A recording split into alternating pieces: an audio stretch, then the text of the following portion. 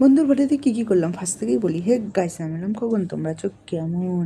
এখানে আমরা খাওয়ার জন্য অনেকক্ষণ ধরে ওয়েট করছি, কেন কি কেক কাটা হয়ে গেছে, কিন্তু এরা এখানে ফটো তুলছে, খিচিক খিচিক করে কোনো ফটো তুলতেছে। এই যে ফটোগ্রাফার, আর এই যে এরা মোবাইলে যে কী দিচ্ছে আমি জানি না, এটা তো শিওর মেয়ে দেখছে।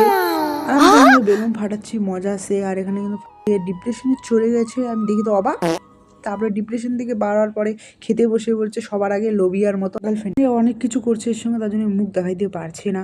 আর ফাইনালি আমরা খেতে বসে পড়েছি, কিন্তু পুরো খাচ্ছি। আরে তো কি বলছি আমি বুঝতেই পারলাম না, ইংলিশে গালি দিচ্ছে আমাকে। আর দেখে বাধ্য, তারপরে আগের দিকে যাই, আমি এখানে খেতে বসে পড়েছি। আমি খাই গক গক করে,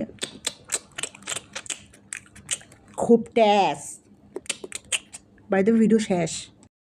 বন্ধুর বাড়িতে কী করলাম ফার্স্ট থেকেই বলি। হে গাইস, আমি নাম খগন, তোমরা আছো কেমন?